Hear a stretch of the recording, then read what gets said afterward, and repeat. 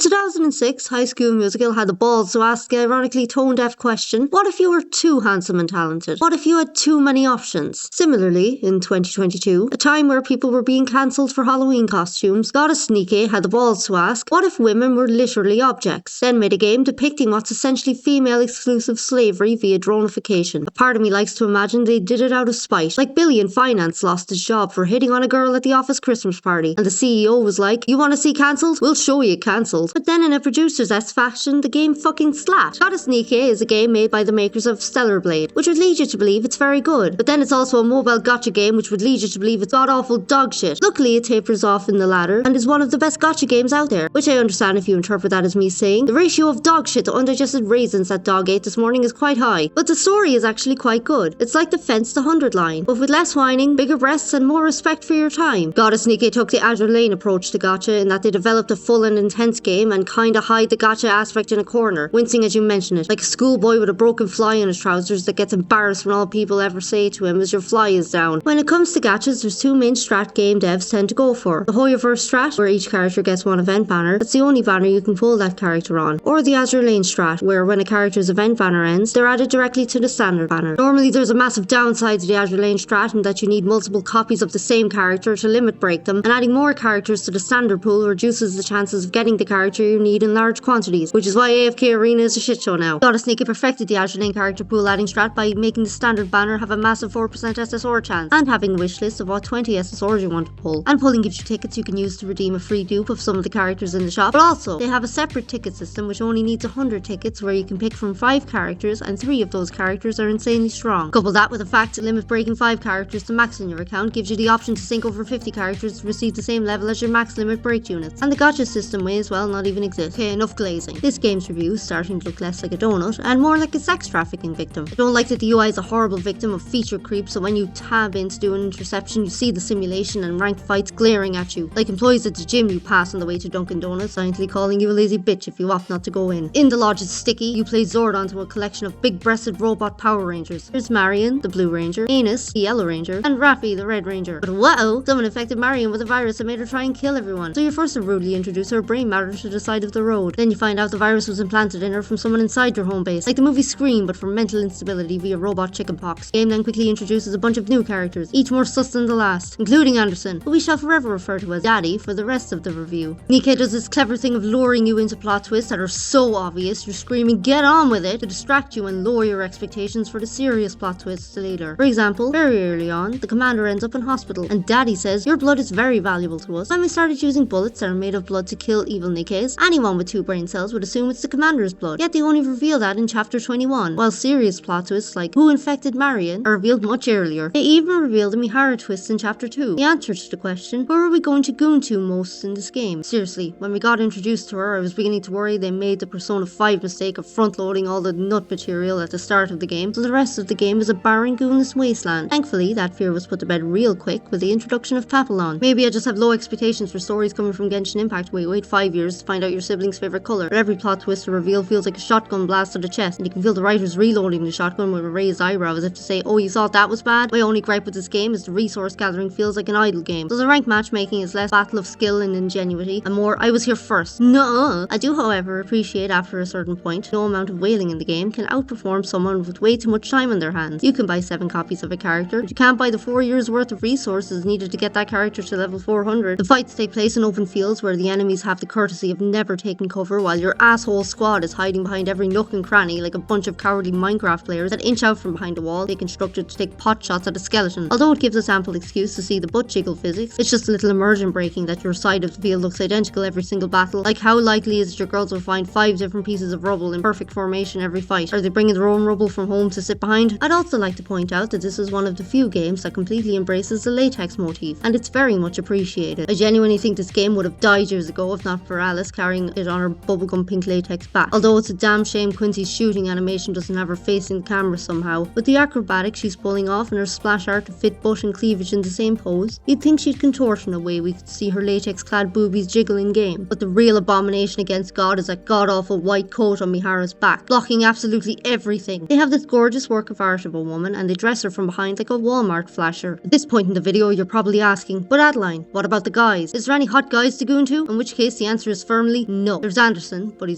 isn't playable, so no butt jiggle physics. This is really a gooner game exclusive to straight guys and bisexual/gay girls, unless you're one of those people who watches lesbian porn for the plot. So, what's the verdict? Goddess Nikke is my definitive pick for world best gacha game. Each character has 3 unique skills, with squads of 5, the synergistic min-maxing is endless. Couple that with the free-to-play friendly gear progression and cube systems, and at this point, it shouldn't even really be considered a gacha game. The combat is extremely well thought out, with each character having a burst skill rank from 1 to 3, and you needing one of each rank to do a super burst. So you can't just field all your strongest damage dealers on one squid and hope for the best. The rank system encourages you to build 3 functional squads, so even when you pull a slightly better version of a character you're using, they don't get Thanos snapped out. The writing is some of the best in all of gaming, occasionally scrapping up to reverse class, bakery girl levels of brilliance, but usually falling just short. I even like when you've been away for a while, the comeback event is an actual voice acted scene of the characters being super bordulous, and Rappy being subtly air like, I didn't even notice you were gone, Baka in her stoic way. Usually, gachas will either shower you with presents when you're a returning player, like Digimon Online giving you the best items in the game, or silently judge you while bribing you with basically nothing. All in all, Goddess Nikke is the best game about being a faceless, nameless commander who nitpicks the battle tactics of overtly sexy anime girls. Since we never see the commander's face, I love to imagine he's someone's fussy grandma. No, Alice, them gloves are pilgrim gloves. They should go on Scarlet, dear, which makes the sexual remarks towards the commander accidentally hilarious. Sadly, I think I'm doing away with the tier list thing. I prefer if my reviews are more open to interpretation from here on. But for a farewell to the tier list, I'm giving Goddess Nikke a must buy, because it's literally free. My next video might be late, as it'll be on Arknight's Enfield. Fingers crossed there's a shit ton of latex.